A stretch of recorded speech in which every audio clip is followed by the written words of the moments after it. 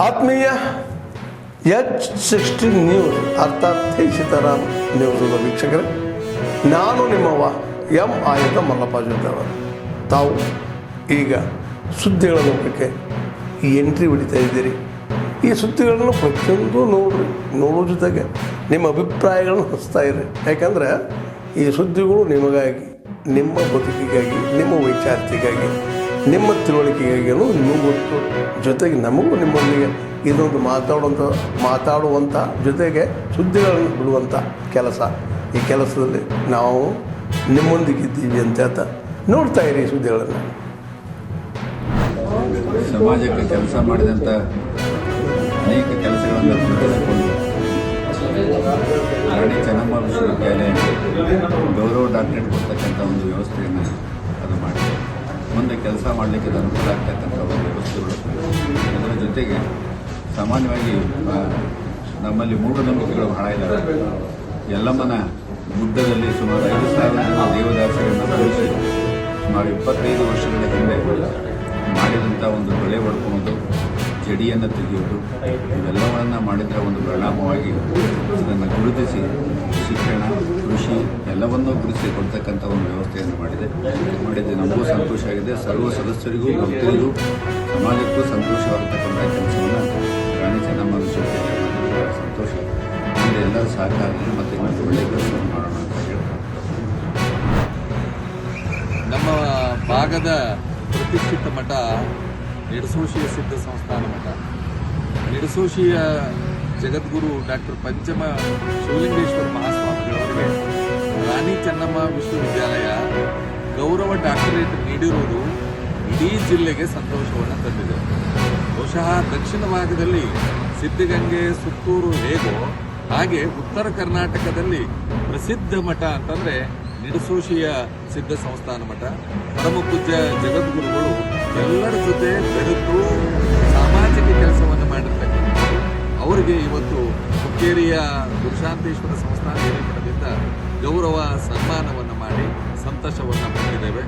ಈ ಸಂದರ್ಭದಲ್ಲಿ ನಮ್ಮ ತಾಲೂಕಿನ ಅಂದರೆ ನಾವು ಹುಟ್ಟಿರ್ತಕ್ಕಂಥ ತಾಲೂಕಿನ ರಾಮದುರ್ಗ ತಾಲೂಕಿನ MLA ಮತ್ತು ಮುಖ್ಯ ಸಚೇತಕರಾಗಿರ್ತಕ್ಕಂಥ ಅಶೋಕ್ ಪಟ್ಟಣವರು, ಸಚಿವೆ ಲಕ್ಷ್ಮೀ ಹೆಬ್ಬಾಳ್ಕರ್ ಅವರು, ಆಮೇಲೆ MLC ಆಗಿರ್ತಕ್ಕಂಥ ಚಂದ್ರಾಜ ಹೊಳೆಯವರು, ಆಮೇಲೆ ಗುರುಮಠಕಲ್ MLA ಆಗಿರ್ತಕ್ಕಂಥ ಶರಣಗೌಡ ಪಾಟೀಲ್ ಅವರು ಅನೇಕರು ಈ ಸಂದರ್ಭದಲ್ಲಿ ಉಪಸ್ಥಿತರಿದ್ದರು.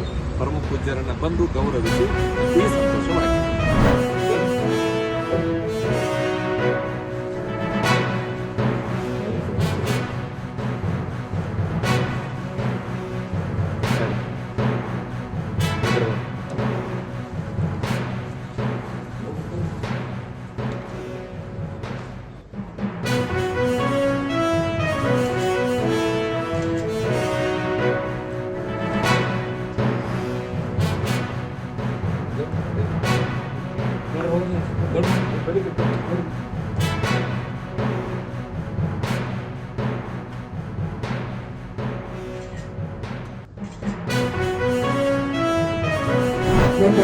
ಒಂದು ಅದ್ಭುತವಾಗಿರುವಂತ ಆಶ್ರಮವನ್ನು ನಡೆಸ್ತಾ ಇರೋದು ನಮಗಂತೂ ಅತೀವ ಸಂತೋಷವನ್ನ ತಂದಿದೆ.